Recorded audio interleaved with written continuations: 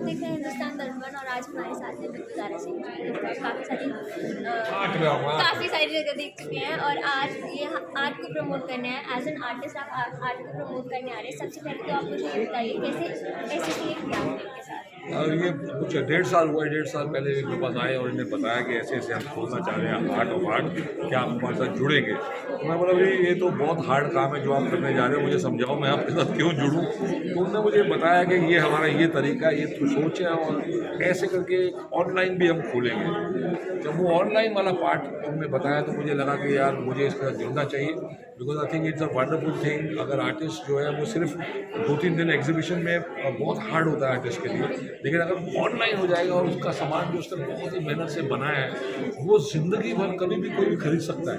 तो that is a wonderful thing and मैंने कहा done and I think will be number 1 in India very soon. साथ ही मैं आपसे जानना चाहूँगी, आपने जिक्र किया था एक वाक्य में कि आपके घर पे भी बंगला है जो जिसमें आपने आर्ट गैलरी बना रखी है। बिल्कुल। तो क्या है उसके पीछे की कहानी? हमारे एक आर्टिस्ट हैं भारती जी, उनने मेरे से घर रेंट पे लिया था और वो आर्टिस्ट थी। तो मुझे याद है जब भी उसकी एग्जीबिशन होती थी हम बहुत टाउन तक गाड़ी चला के जाते थे और वो बेचारी अपना वो सब एडवर्टाइज कर रही है और हम सब जाके वो उद्घाटन कर रहे हैं उसका जहांगीर आर्ट गैलरी में। तो बहुत हार्ड था उसके लिए। तो मुझे एक दिन उससे बोला Bindu I want to open art gallery. अच्छा ओपन इट व्हाई नॉट। वो हमारे बंगले के अंदर उसने आर्ट गैलरी खोली और उसमें आर्टिस्ट आते हैं। आर्टिस्ट का 1 महीने तक सामान लगा होता है, लोग बायर्स आते हैं, चाय वाय पीते हैं, नाश्ता वाश्ता खाते हैं, कुछ कुछ बिकता रहता है। हमने भी थोड़ा सा चीज़ें खरीदी, बड़ी खुशी हुई। वो 1-1.5 साल से वो चल रहा है एंड मैंने उसे बताया भारती जी हम ये करने जा रहे हैं heart of art, this is wonderful. वो भी बड़ी खुश है, वो भी इसका हिस्सा बन जाएंगी। एंड आई थिंक जितना भी आर्टिस्ट कोलैबोरेट करेगा एक दूसरे के साथ वो उनको हेल्प करेगा। उनसे सीखने की ज़रूरत नहीं है क्योंकि हर आर्टिस्ट अलग है, लेकिन कोलैबोरेशन से पावर बढ़ती है। 5-6 आर्टिस्ट साथ में एक एग्जीबिशन करें तो अलग अलग टाइप के लोग उसे खरीदते हैं। और हमारा हार्ट ऑफ आर्ट आप एग्जीबिशन के 3 दिन के बावजूद पूरा साल ऑनलाइन एक क्लिक पे खरीद पाएंगे। साथ ही आप अभी दिल्ली में हैं और इतनी सारी आर्ट आपने देखी है, क्या कहना चाहेंगे उन कलाकारों से जो शुरुआत कर रहे हैं या किसी मुकाम पे पहुँचे हैं? नहीं ये बहुत हार्ड प्रोफेशन है, आपको समझना पड़ेगा। छोटे छोटे गाँव में छोटे छोटे अलग अलग शहरों में लोगों को ये शौक बहुत होता है, लेकिन उनको लगता है यार ये टाइम वेस्ट है, कैसे घर कैसे चला पाएंगे और वो रुक जाते हैं। मतलब बहुत सारे हमने टीचर्स देखे हैं जो अपना पूरा टीचिंग करियर ख़त्म करने के बाद ये सडनली स्टार्ट किया। वो पार्टी को देखो वहाँ जो लगे हैं वो बेचारे हैं कितने साल के हो गए, तो अब उन्होंने अपना पैशन फॉलो किया। तो पैशन को फॉलो अगर तभी आप यंग एज में कर सकते हो अगर आपको दिखे इसका भी कुछ फ्यूचर है। बिकॉज वरना घर वाले बोलेंगे ये क्या कर रहा है भाई, इसी तरह घर चलेगा, चल जॉब कर नौकरी कर। तो हम वो कोशिश कर रहे हैं कि अगर रियल टैलेंट है उसको जॉब करने की ज़िंदगी भर ज़रूरत ना पड़े और वो डायरेक्ट आर्टिस्ट बने।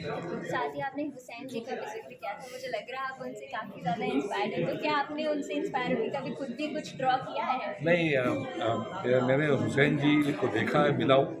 मैंने देखा है किस तरह से वो बड़े बड़े सेलिब्रिटीज़ के साथ फ्रेंड्स थे, वो उनका नेटवर्किंग थी। वो समझ रहा उनको भी नेटवर्किंग की ज़रूरत पड़ती थी। वो ज़माने में सोशल मीडिया था नहीं, तो हुसैन जी बड़े बड़े एक्टर्स को उनके साथ बैठते थे, खाते थे, उनको पेंटिंग दे देते थे। तो तब्बू के घर पे, शबाना आज़मी के घर पे हुसैन जी की पेंटिंग लगी है।